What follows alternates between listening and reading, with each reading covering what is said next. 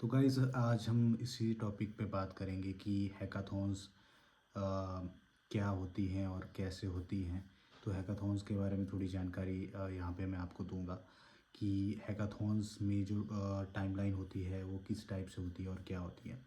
तो गाइज़ जैसा कि मैंने आपको लास्ट वीडियो में बताया था कि हमारे जो है 2 राउंड हुए थे पहले, तो वैसे ही आपको भी फॉर्म भरना पड़ेगा जिसमें अलग अलग प्लेटफॉर्म है जहाँ पे आप अप्लाई कर सकते हैं। वो मैं आपको आने वाली किसी वीडियो में बताऊंगा।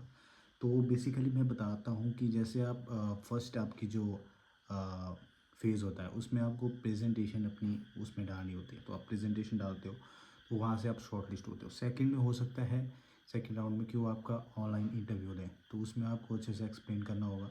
अगर उनको लगता है अगर आप कि इसमें कुछ दम है तो वो जो है शॉर्ट लिस्ट आपको कर देते हैं। ये हमारे केस में हुआ था क्योंकि हमारी जो हैकाथॉन थी वो स्टार्टअप हैकाथॉन थी गाइस। तो ये सब रहता है, लेकिन मोस्टली हैकाथॉन में जो है ऐसा ही सिस्टम है, लेकिन किसी किसी में कुछ अलग सा हो सकता है। तो ये जो हैकाथॉन्स है मैं आपको बताता हूँ कि हैकाथॉन्स एक्चुअल में होती क्या है। तो हैकाथॉन्स गाइस ऐसा होता है कि इसमें 24 आवर्स टू 72 आवर्स टाइमलाइन तक की हैकाथॉन्स होती हैं जनरली। मोस्टली 24 आवर्स की होती है। तो इसमें क्या होता है कि कुछ प्रॉब्लम्स जो है वो कुछ टॉपिक्स जो है आपको प्री डिफाइंड दिए होते हैं मोस्टली हैकाथॉन्स में, और एक ओपन का भी ऑप्शन होता है कि आप किसी भी प्रॉब्लम पे काम कर सकते हो। तो आपको उनमें से एक सेलेक्ट करना होता है और उस पर काम करना होता है 24 आवर्स तक। और इसमें आपकी टीम में डेवलपर्स हो सकते हैं और डिज़ाइनर हो सकते हैं, इनोवेटर्स हो सकते हैं। तो आप ऐसे ये टीम होती है। और इसमें मोस्टली हैकाथॉन्स में 4 पर्सन्स होते हैं एक टीम में, जिसमें जो जिस इवेंट में हम गए थे वहाँ पे या मैक्सिमम जगह पे हैकाथॉन्स का ये रूल है कि एटलीस्ट वन गर्ल उसमें एक टीम में होनी चाहिए। तो इस बात का खास ध्यान रखें। तो होता क्या है कि ये 24 आवर्स की होती हैं और आपको कुछ प्रॉब्लम होती है जिसका सॉल्यूशन आपको बेस्ट सॉल्यूशन आपको निकालना होता है। तो या तो आपके पास कुछ ऐसा इनोवेटिव आइडिया है जिस पे आप काम करेंगे और जो अभी तक हुआ ना हो। जैसे हमारे केस में था कि इंडोर नेविगेशन सिस्टम के साथ में हमने इंटीग्रेट किया था फायर अलार्मिंग सिस्टम को, जो कि रियल टाइम हो रहा था। फायर अलार्मिंग सिस्टम बहुत सारे हैं, लेकिन रियल टाइम पे एक बड़ी बिल्डिंग में किसी एग्जैक्ट पोजीशन को पॉइंट आउट करना वो अभी तक नहीं हुआ है एक्चुअल में। तो वैसे इनोवेटिव आइडियाज़ पे आप काम कर सकते हैं, या तो फिर जो एग्जिस्टिंग आइडियाज़ हैं उन पे आपको कुछ ऐसा एक्सेप्शनल करना होगा जो अभी तक ना हो। जैसे फॉर एग्जांपल मान लीजिए आउटलुक जैसे है, तो आउटलुक में आपने उसका साइज़ जो है वो जैसे मान लीजिए 20 MB की है, तो आपने कुछ ऐसा उसको डिज़ाइन किया कि वो 1 MB के अंदर अपन गई, तो वो एक उसमें रिवोल्यूशनरी चीज़ हुई। तो इस तरीके से वो चीज़ें होती हैं। तो बहुत सारी कंपनीज़ भी होती हैं, वो कुछ ऐसी प्रॉब्लम्स लेके आती हैं और हैकाथॉन्स करवाती हैं और उनसे जो है बेस्ट टैलेंट को निकालती हैं। तो ये सब चीज़ें होती हैं गाइस एक हैकाथॉन में। तो अब आ जाते हैं कि हैकाथॉन के पार्टीशन कैसे होते हो। तो लेट सपोज जैसे मोस्टली कॉमनली जो स्टूडेंट्स की जो हैकाथॉन्स होती हैं डिफरेंट कॉलेजेस में, तो इसमें क्या होता है कि जनरली 24 आवर्स की होती हैं गाइस। तो 24 आवर्स में आप अपना टाइम इसमें स्प्लिट कर सकते हैं।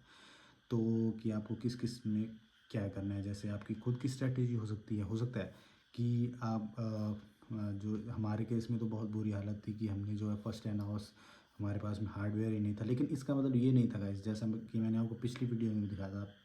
अगर आपको नहीं पता है कि स्टोरी कैसी रही थी हमारी और आप थोड़ा जानना चाहते हैं तो आप पिछली वीडियो भी देख सकते हैं। तो एक्चुअल में होता क्या है कि जो जो हमारे केस में हुआ, हमारे केस में क्या हुआ कि हम फर्स्ट 10 आवर्स तक हार्डवेयर के चक्कर में ही घूमते रहे। लेकिन ऐसा नहीं है कि हम हार्डवेयर के नहीं मिल रहा तो हम कुछ कर नहीं रहे थे। हम सोच रहे थे कि किस तरीके से इस चीज़ को किया जाए या क्या क्या चीज़ें किया जाए। साथ में हम प्रोग्राम भी कर रहे थे उस चीज़ को और डिज़ाइन भी कर रहे थे। तो वो चीज़ें पैरेलली चल रही थी। वो बस हमें हार्डवेयर चाहिए था, बाकी हमारे लोकल जो सिस्टम है उसमें हमने वो चीज़ें प्रिपेयर करके रखी थी। ऐसा नहीं कि हमने 10 आवर्स जो है सारे वेस्ट कर दिए। तो ये ऐसा हमको सोच के चलना पड़ेगा। अगर आपके पास इतनी टाइमलाइन है तो आपको ये चीज़ें भी ध्यान में रखनी पड़ेगी। तो ये सब होता है गाइस। उसके बाद में हमारे पास में जो आपका 10 आवर्स हो जाते हैं तो उसमें हमने ये सब चीज़ें किया, फिर उसको और डेवलप किया और उसको रिफ़ाइन किया। तो ये इसमें पूरा प्रोसीजर चलता है। तो इसी तरीके से आप भी कर सकते हैं कि पहले आप जो है उस आइडिया के बारे में फोकस रहें, अपनी स्ट्रैटेजी बनाएं कि आपको नेक्स्ट 5 आवर्स क्या करना है और लास्ट के 1 आवर क्या करना है। तो इस तरीके से आप सेगमेंट बना सकते हैं, अपनी टीम को बता सकते हैं। जैसे हमारी टीम में जो है 2 प्रोग्रामर्स थे, एक हमारे जो डिज़ाइनर थे और एक जो हमारे डाटा कलेक्ट कर रहे थे। तो उसी तरीके से आपको भी डिवाइड करना होगा, बिकॉज़ हैकाथॉन्स में होता क्या है कि आपको टीम कोलैबोरेशन बहुत अच्छे से आना चाहिए। ऐसा नहीं है कि अगर आप एक बोल रहा नहीं यार ये आइडिया काम करेगा, एक बोल रहा ये आइडिया काम करेगा, तो उनका क्लैश हो गया और वहीं पे लड़ाई स्टार्ट हो गई। तो उस तरीके से आप उसमें रह जाओगे, because it's teamwork game. So आपको टीम में काम करना होगा, समझ के काम करना होगा, किसको क्या काम करना है, ये सब आपको डिसाइड पहले से ही करना पड़ेगा। तभी आप उस हैकाथॉन में अच्छे से उन 24 आवर्स को यूटिलाइज़ कर पाओगे और अपना मैक्सिमम पोटेंशियल आप दे पाओगे। तो ये बहुत ज़रूरी है। तो इसके बाद में होता ऐसा है कि आप, जैसे कि मैंने आपको बताया कि आप सेगमेंट्स बांट लीजिए और ये भी आप डिसाइड कर लीजिए कौन क्या काम करेगा। तो आपको पता होगा कि आपने वहाँ पे क्या करना है। अदरवाइज़ आप वहाँ पे आप बहुत ही ज़्यादा इधर उधर की बातों में खो जाओगे। लेकिन अगर आपको पता होगा कि यार यस मेरे को डिज़ाइन करना है, तो उसका वही फोकस रहेगा। और किसी को पता होगा मेरे को प्रोग्राम करना है, उसको अपनी बेस्ट वहीं पे दिखानी है। तो थोड़ा बहुत ऊपर नीचे हो जाता है कि किसी को कुछ हेल्प चाहिए, तो वो सब हो सकता है, लेकिन सबको अपना फोकस और गोल क्लियर होना चाहिए। तो ये बहुत ही इम्पॉर्टेंट है। इसके बाद में ये इम्पॉर्टेंट, जब ये हैकाथॉन हो जाती है उसके बाद में सबसे इम्पॉर्टेंट चीज़ ये है कि आप उस चीज़ को पिच कैसे करते हो। ये बहुत ही ज़्यादा इम्पॉर्टेंट है। अब मान लीजिए आप जैसे 4 मेंबर्स हैं, तो एक मेंबर उसमें पीपीटी भी प्रिपेयर कर रहा होगा और एक जो है उसमें पिच करने वाला भी होगा। जैसे मेरे टीम के केस में मैं पिच कर रहा था, तो मुझे पूरे कॉन्फिडेंस के साथ में, एक बात याद रखिएगा, इस कॉन्फिडेंस आपको पूरा रखना है इस गेम में। बिकॉज अगर आपके अंदर कॉन्फिडेंस नहीं है तो जजेस जो है उनको पता लग जाएगा कि यार इसको अपने उस पर ही कॉन्फिडेंस नहीं है, तो ये अपने उसमें क्या ही बता पाएगा प्रोजेक्ट में। तो ये बहुत ही इंपॉर्टेंट चीज़ है, आपको फोकस रखना है अपने कॉन्फिडेंस के ऊपर में, तभी आप अच्छा परफॉर्म कर पाओगे। तो इस तरीके से ये रहता है कि जब आपकी पिच होगी तो आपको उनके साथ में आई कांटेक्ट अच्छे से बनाना है, पहली बात। दूसरी बात, आपको अच्छे से उनको एक्सप्लेन करना है। और तीसरी बात, आपने पाउज़ लेना है। जैसे वो कोई क्वेश्चन आस्क करते हैं गाइस, तो आपको पाउज़ लेना पड़ेगा कि अ, कि यार क्या वो बताना, क्या वो पूछ रहे हैं, और उनकी बात ध्यान से सुनना, फिर देन रिप्लाई करना कि सर ऐसा ऐसा है, हमने ऐसे किया है।